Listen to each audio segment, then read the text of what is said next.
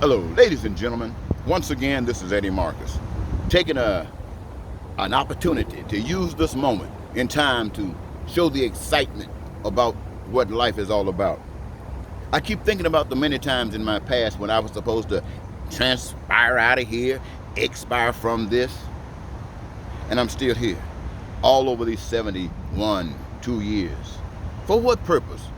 And I have finally gotten that answer. What is that answer? To live here in this plane, to learn the truth. Learning the truth, live the truth, and speak the truth.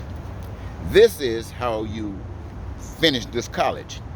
And what I have learned, ladies and gentlemen, is this, is that we human beings are really off the mark. I could see somebody say, I want peace, I want prosperity, I want freedom, I want joy of life, I want the fulfillment of my dreams, and I want a purpose in life. I mean, think of that. It's heavenly.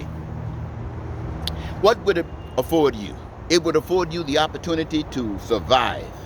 And those survival requirements are food. You got to have food, and you'll never have to worry about it again. That's each of our ambition. Clothing and shelter. That's each of our ambition. Ladies and gentlemen, here I am in the middle of this, and what comes down the street to interfere? A fire whistle, or whatever you call that thing. Where is it? I must have went the wrong way. Obviously I did. How do you change this thing? Whoa! It's a fire. Oh, there it is.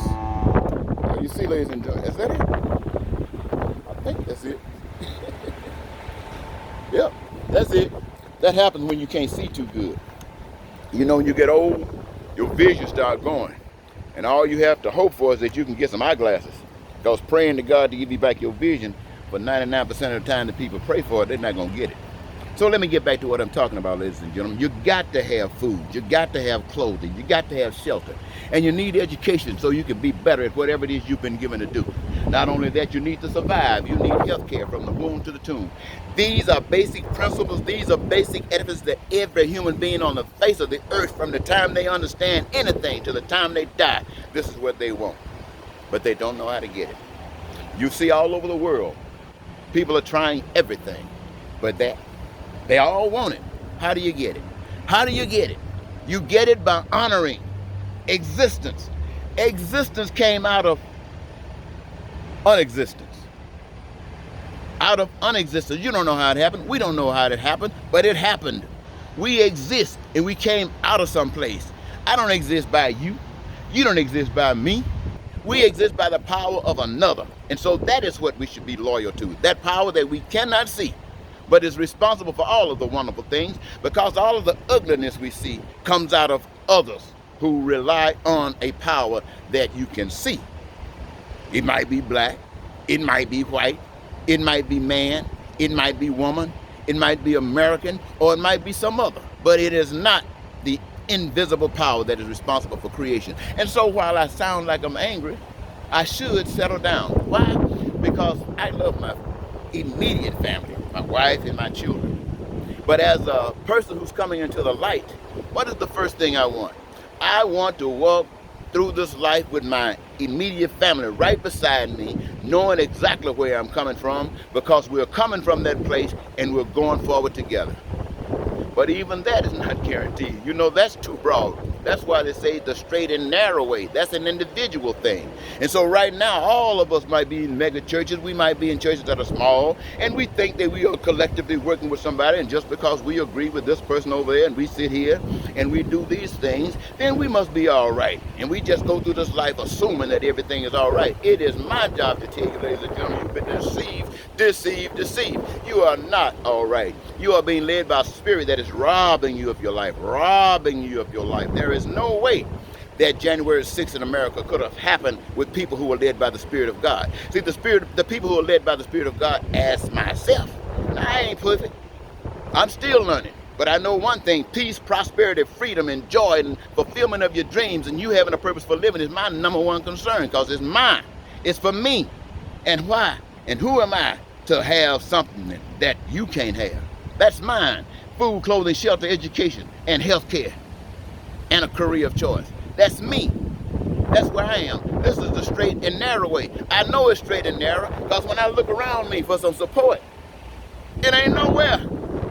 I'm traveling the straight and narrow, and I look at the whole world, and it's broad, it's wide, and everybody seems to be on it.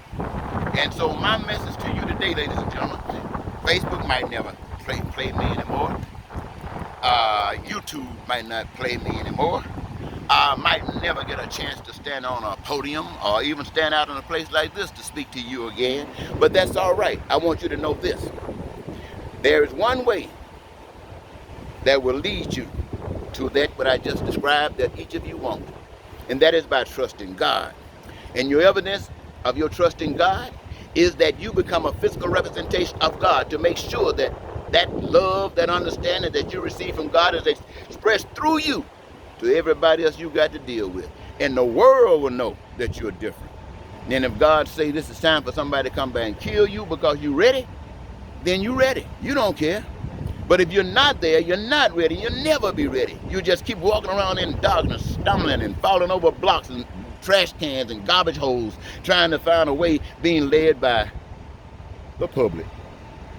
No, ladies and gentlemen, you care for the public. Look out for the public. Look out, care more for the public than the public cares for themselves. Why? Because you've been blessed by the Spirit of the Almighty God. And until you can do that, I say this.